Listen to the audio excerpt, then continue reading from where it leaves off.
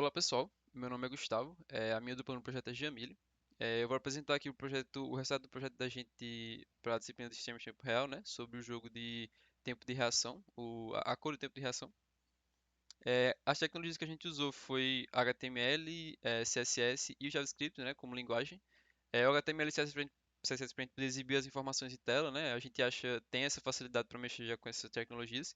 E também por ser mais fácil mesmo de poder mexer com eventos em tela, no navegador, e exibir interfaces e ter essa interação com o usuário. Então a gente utiliza uma estrutura bem básica mesmo, exibindo informações padrões no início. E no JavaScript a gente fez a lógica de todo o jogo, né? De reação e de verificar o tempo e tudo mais. Vou mostrar aqui como ficou a lógica no código. Primeiro a gente pega o botão, a gente adiciona um botão aqui para ser o start, né, nossa aplicação. Ele também reseta o jogo, então se o usuário clicar no meio do jogo ele volta as coisas ao início. No caso ele dá o start no jogo, né? Inicialmente ele exibe informações de tela, né, informações padrões, só para a gente começar a ter informações de score, de status e do tempo de reação dele. E aí a gente dá um tempinho também de 1 segundo e meio para poder exibir o círculo em tela, né?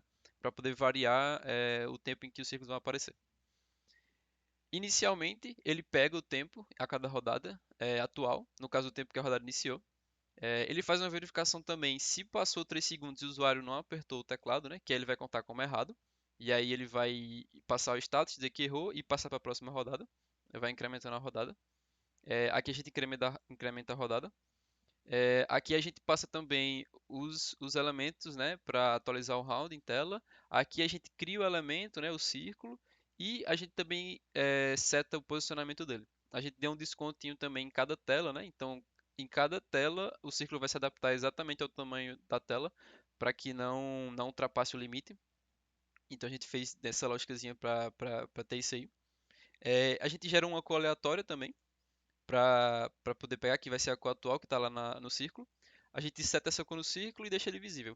E a gente também adiciona um evento aqui de pressionar a tecla, e aí a gente verifica, né? Trata, quando o usuário apertar, a gente vai tratar se ele apertou a tecla correta relacionada à cor e no tempo certo também. Então, primeiro mostrando aqui a função de cor, é uma função bem simples, em que a gente gerou um número aleatório entre 0 e 3. E aí no switch a gente colocou os casos de 0 a 3. Cada caso é um valor desse enum aqui, de direção, que é referente a uma tecla. E cada tecla ela é referente a uma cor. Então aqui a gente conseguiu centralizar bem direitinho a tecla em relação à cor. E isso aqui é o que a gente usa para exibir na tela, né, a cor da bola e também para saber qual tecla o usuário apertou. Então aqui é basicamente a lógica do aleatório, né?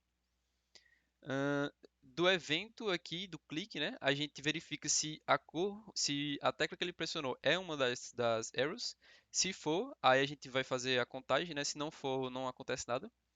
É, a gente limpa o intervalo lá de verificação nos 3 segundos, porque quer dizer que ela apertou antes do tempo.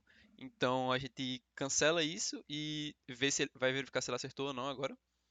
A gente pega a tecla pressionada, o tempo da tecla pressionada, e é isso que a gente vai usar para exibir o tempo. A gente remove também o apertar da tecla para não ter problemas. E aqui a gente verifica se a tecla que ele apertou é correspondente à cor atual, né? A cor atual, no caso, que está estrelada na bolinha. Se for, a gente incrementa o score dele e atualiza esse score. Se não, quer dizer, diz que está certo. Se não, a gente diz que ele errou e no final de tudo a gente incrementa o score dele lá. O tempo de reação vai ser a diferença do tempo em que a tecla foi pressionada menos o que foi criado, dividido por 1000. E a gente vai ter o tempo em segundos. é, Referente a esse round também. O reaction time ele é um array, certo? Então a gente armazena os 10 tempos em um array. E no final a gente soma tudo e divide por 10 para ter o tempo final. A gente esconde a bolinha e a gente faz uma verificação aqui também, né? Primeiro a gente exibe o tempo de reação do usuário e verifica. Se ele tiver no round 10, quer dizer que o jogo terminou. E aí o jogo terminou implica em fazer aquela soma que eu falei. A gente pega o tempo de reação e reduz isso a uma variável, soma tudo e divide por 10. E a gente tem a média desse tempo de reação dele. E a gente também faz as exibições padrões, né? Reseta tudo para começar de novo. E também exibe também quantas ele acertou do total, de 10. Se caso não seja a rodada 10 ainda, a gente volta pra cá, dá um timeoutzinho que vai ser o tempo em que ele vai exibir a próxima bola e vai começar de novo a rodada. Então ele fecha, conta a função e aí ele chama de novo essa daqui pra poder exibir e aí faz toda essa lógica novamente, de exibir a bolinha. É basicamente isso, como fica a lógica do jogo. Eu vou mostrar agora como é que ela tá em tela. Esse aqui ficou o jogo.